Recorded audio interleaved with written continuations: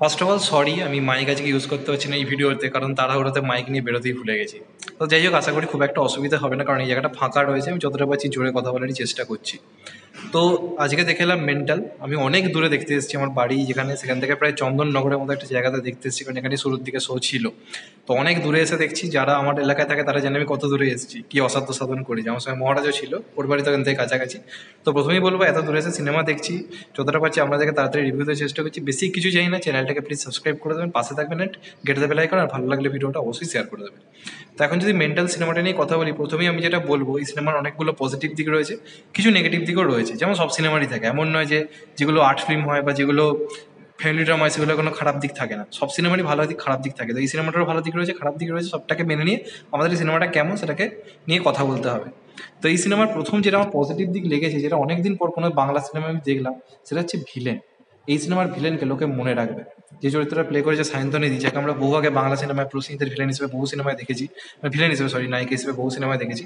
অনেকদিন পরে তাকে বাংলা সিনেমায় ফেরানো হলো, এবং হোয়াট আ কাম ব্যাক।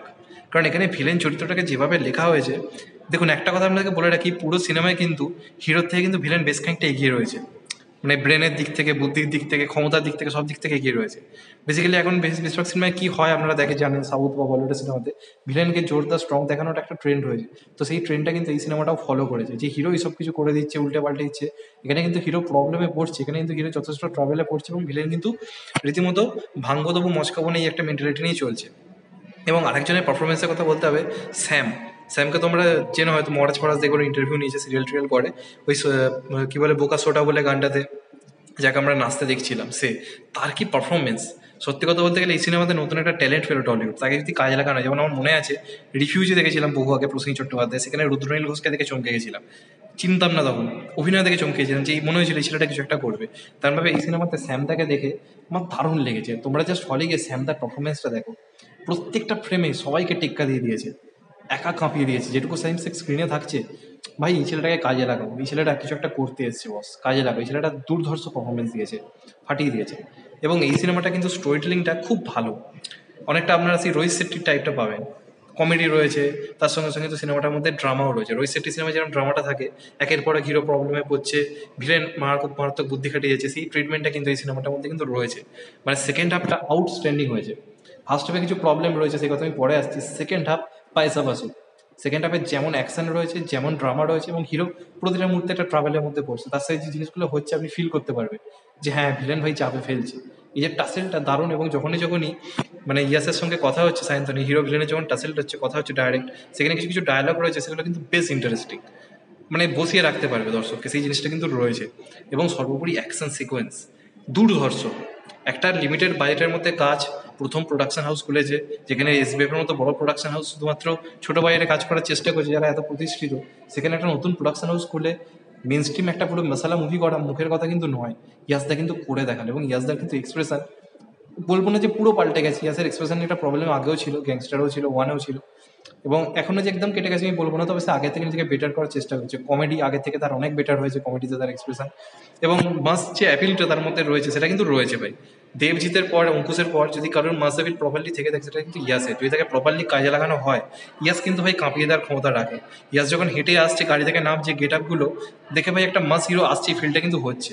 তো ইয়াসকে কিন্তু ভাই কাজে লাগাতে হবে। এবং ইয়াস নিজের প্রোডাকশন হাউস থেকে করছে। আমি চাইবো পরবর্তীকালে রাজ চক্রবর্তী বা আরও যারা রয়েছে মাস ডাইরেক্টর, তারা কাজে লাগাক। এবং বাবা যাদব কিন্তু হিরোকে ভালো প্রেজেন্ট করতে জানে। আমরা দেখেছি জিতকে কীভাবে প্রেজেন্ট করেছিল বসে বা বস টুতে, সে কিন্তু হিরোকে প্রেজেন্ট করছে, যেহেতু বোম্বের লোক না, সেই ব্যাপারগুলো জানে। আমরা দেখেছি ভিলেনে কীভাবে অঙ্কুশকে প্রেজেন্ট করেছিল। তো বাবা যাদব বলে কিন্তু আমার এটুকু বিশ্বাস ছিল যে হিরোর প্রেজেন্টেশনটা দারুণ হবে, তো সেটা কিন্তু হয়েছে। এবং একটা টাইমে ইয়াসের চরিত্রটা কিন্তু একটুখানি মানে খারাপ পুলিশ, ঘুষ টুস এরম টাইপের ছিল, সেখান থেকে আস্তে আস্তে ভালো হয়। তো খানিকটা সেই সিম্বা বা সিংহাম এই টাইপের ফিল কিন্তু আপনি সিনেমাটার মধ্যে পাবেন। তো বাংলাতে অনেকদিন এই ধরনের কাজ বন্ধ রয়েছে, অনেকদিন হচ্ছে না। তো সেই হিসাবে বলতে গেলে কিন্তু অনেকদিন পর আমরা এই ধরনের একটা কাজ পেলাম, সেই জিনিসটা কিন্তু রয়েছে এই সিনেমাটার মধ্যে, সেই এলিমেন্টগুলো কিন্তু রয়েছে। এবং ব্যাকগ্রাউন্ড মিউজিক পাগল করে দেয়, ব্যাকগ্রাউন্ড মিউজিক হয়েছে, ব্যাকগ্রাউন্ড মিউজিক দুর্ধর্ষ। মেন্টাল মেন্টাল বলে যে ব্যাকগ্রাউন্ড মিউজিকগুলো বাজছে, সেগুলো দারুণ। তবে একটা কথা আমার মনে হয় মদন মিত্রকে বেকার নেওয়া হয়েছে, সোরা কিছু লাভলি লাভলি করে গেছে, মদন মিত্র কিছু করারই ছিল না এই সিনেমাটার মধ্যে। তবে স্টোরি টেলিং কিন্তু সেকেন্ড হাফে যথেষ্ট ভালো, যখন থেকে চরিত্রটা রঘুনাথপুরে যাচ্ছে এবং একের পর এক প্রবলেম আসছে। দেখুন প্রধানও এটা এই জিনিসটার উপরে ভিত্তি করে করা, প্রধান আরো ডেপথে গিয়ে গল্পটা বলেছে, কিন্তু এটা যেহেতু মেন স্ট্রিম কমার্শিয়াল কাজ, এটা বেসিক্যালি অ্যাকশন মার্কাট এই ব্যাপারটা বেশি রয়েছে। সিনেমার প্রচুর অ্যাকশন রয়েছে, ফার্স্ট হাফে 2-3টা অ্যাকশন, সেকেন্ড হাফে অ্যাকশনগুলোকে দারুণভাবে কোরিওগ্রাফ করা হয়েছে, খুব ভালোভাবে অ্যাকশনগুলোকে কোরিওগ্রাফ করা হয়েছে, এটা একটা বিরাট পজিটিভ দিক এই সিনেমাটা। এবং ইয়াসের পারফরমেন্স কিন্তু যথেষ্ট ভালো এই সিনেমাটার ক্ষেত্রে, আমি যদি ভেবে দেখি তার আগের কাজগুলো থেকে, সেখান থেকে দাঁড়িয়ে এই কাজটা কিন্তু ভালো। এবং ইয়াস কিন্তু পারফর্মার, ভালো পারফর্মার, বোন চ্যানেলের কথা কিন্তু ভুলে গেলে হবে না, সেখানে তার পারফরমেন্স কিন্তু ভালো ছিল। তো তাকে যদি প্রপারলি কাজে লাগানো হয়, সে ভালো কাজ করবে। এখানেও ইয়াসের গেট আপ, হাঁটা চলা, কথাবার্তা, এইটুকু দেখে তো বোঝা যায় যে এই ছেলেটার মধ্যে ব্যাপার আছে ভাই, একে কাজে লাগানো উচিত। এবং ইয়াস নিজের থেকে যা করেছে ভাই, এক কথায় অবশ্যই প্রশংসনীয়। এবার আসছি আমি সিনেমার নেগেটিভ দিকে। সিনেমার সব থেকে বড় নেগেটিভ দিক হচ্ছে এই সিনেমাটার কমেডি এবং ইয়াস এবং নুসরাতের কেমিস্ট্রি। ইয়াস এবং নুসরাতের কেমিস্ট্রি ফার্স্ট হাফটাকে জাস্ট কোথাও গিয়ে মানে সেই এটা নষ্ট করে দেয়। কারণ ফার্স্ট হাফে যখন যখন হিরো ভিলেনের টাসেল হচ্ছে আমরা দেখতে ভালো লাগবে, সেকেন্ড হাফটা তো পুরোটাই হিরো আর ভিলেনের টাসেলের উপর। সেকেন্ড হাফে নুসরাতকে জায়গা খুবই কম দেওয়া হয়েছে, এটা একটা ভালো সিদ্ধান্ত। ফার্স্ট হাফে নুসরাতকে অনেক বেশি স্পেস দেওয়া হয়েছে, তো ওর সঙ্গে যে প্রেম হচ্ছে, আস্তে আস্তে হিরোকে সে পাল্টানোর চেষ্টা করছে, এইসব জিনিসগুলো যে হচ্ছে, সেখানে যে ডায়লগগুলো সেগুলো কোথাও গিয়ে কিন্তু কোনো মানে ফিল দিতে পারছে না। তো এই সিনেমার সব থেকে দুর্বল দিক হচ্ছে ইয়াস নুসরাতের কেমিস্ট্রি, যেটা হয়তো রিয়েল লাইফে হয়তো অনেক বেটার, কিন্তু সিনেমায় জিনিসটা একদম ফুটে উঠছে না। আজকে যখন চ্যালেঞ্জ দেখি বা চ্যালেঞ্জ টু দেখেন, বা ওই সময় যে মেনস্ট্রিম কমার্শিয়াল কাজগুলো আওয়ারা ফাওয়ারা, হিরো আর হিরোইনের যে কেমিস্ট্রিটা, মানে জানি ক্রিঞ্জ জিনিস চলছে কিন্তু দেখতে ভালো লাগছে, কিন্তু এখানে সেই জিনিসটা একদম হচ্ছে না। তো সেখানে ইয়াস নুসরাতের কেমিস্ট্রিটা একদম জাস্ট যায়নি। আর সিনেমার কমেডি ফার্স্ট হাফে একদম ভালো হয়নি। আপনারা যদি দেখেন সিম্বা বা সিংঘাম, ওই যেহেতু ওই টাইপেরই কাজ এটা, সেই কারণে আমি কথাটা বলছি। সিম্বা বা সিংঘামে কিন্তু কমেডিটা দারুণ ওয়ার্ক করেছিল, ওই সেটটি কমেডিটা দারুণ লেখে। তো এখানে কমেডিটা একদম ভালো লেখা হয়নি, কমেডিটা একদম ওয়ার্ক করছে না। যে কারণে ফার্স্ট হাফ আপনার অনেকটা টাইম বোর লাগবে, যখন ইয়াস নুসরাতের কেমিস্ট্রি হচ্ছে বা কমেডি চলছে, সেই টাইমগুলো আপনাকে বোর ফিল করবে। তো সেই জিনিসগুলো রয়েছে।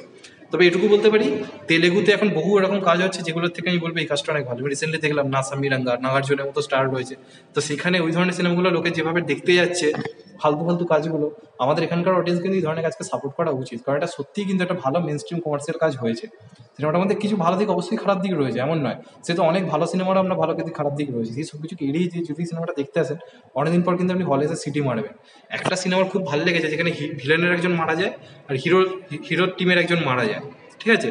তো দুজনের মৃতদেহ একটা শ্মশানে পুড়ছে। তো ওইখানে যে জায়গাটা দেখানো হচ্ছে, যে ভিলেনের পরিবারের একজনের মৃতদেহ পোড়ানো হচ্ছে, হিরোর পরিবারের একজন মৃতদেহ পোড়ানো হচ্ছে, এবং দুজনের এক জায়গায় এসে টাসেল, ওই সিনটা কিন্তু খুব ভালো হয়েছে। কিছু কিছু সিন কিন্তু খুব ভালোভাবে করা হয়েছে। এবং দুর্নীতির যে সিনগুলো, যেখানে মেয়ে পাচার করা হচ্ছে, এই যে করা হচ্ছে, সেখানে যেভাবে সেট ডিজাইনটা করা হয়েছে, একটা ডার্ক ব্যাপার রাখা হয়েছে, সেগুলো কিন্তু বেশ ভালো। আইটেম সংটাকে খুব ভালো জায়গায় মানে রাখা হয়েছে, খুব ভালো জায়গায় সেট করা হয়েছে, এবং ওখানে কিন্তু লাস্টে ইয়াসের এন্ট্রি রয়েছে। এবং একটা এমন পোর্শন রয়েছে যে পোর্শনটা দেখে আপনার মাথায় আসবে যে যদি একটা দেবদার ক্যামিও থাকতো বা জিদ্দার ক্যামিও থাকতো, ব্যাপারটা জমতো। কারণ এই সিনেমাটা এমন একটা পজিশনে আছে যখন মনে হয় যে একটা ইউনিভার্স গড়ে তোলা যায়। তো যাই হোক, শেষ পর্যন্ত করা যায়নি, সেটা আলাদা ব্যাপার। কিন্তু ইয়াস কিন্তু একা চেষ্টা করেছে, এই চেষ্টাটা আমাদের মনে হয় পাশে থাকা উচিত। আমাদের বলায় কিচ্ছু যায় আসবে না, আপনারা কি এই সিনেমাটাকে দেখুন, হলে যান, অনেক উল্টোপাল্টা কাজ দেখেন, বাংলা কমার্শিয়াল সিনেমার পাশে থাকার চেষ্টা করুন।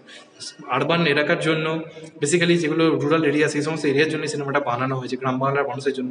তো এই সিনেমা কিন্তু গ্রাম বাংলাকে ভালো করে দেখানো হয়েছে, সিনেমার মধ্যে মশলা এন্টারটেইনার, সিটি মারা মুভমেন্ট সব রয়েছে। তো হলে যান, এনজয় করুন, এটুকু বলতে পারি।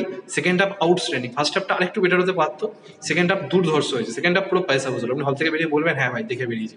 এবং জিদ্দার পরে ইয়াসদাটা করে দেখালো, তার জন্য ইয়াসদাকে একটা হ্যাটস অফ। নিজের প্রোডাকশন থেকে করা প্রথম সিনেমা এরকম ধরনের কিছু ভাবা, এটা ভাই করতে দম লাগে। থ্যাংক ইউ ইয়াসদা, thank you, thank you, thank you, যে অনেকদিন পর সিঙ্গেল স্ক্রিনে জিদ্দা বাদে কারো সিনেমা থেকে সিটি মারতে পারলাম, এটাই বলা ছিল। যাই হোক, চ্যানেলটা নতুন হলে চ্যানেলটাকে সাবস্ক্রাইব করে দেন, গেটতে পেলে কেন, আমি এটুকু বলবো এই সিনেমাটা যান, গিয়ে সাপোর্ট করুন, দেখুন, এটাই বলার। এখনো তো ভাই সবাই ভালো থাকবেন, সুস্থ হবে, নমস্কার, টেক কেয়ার, আবার দেখা হবে।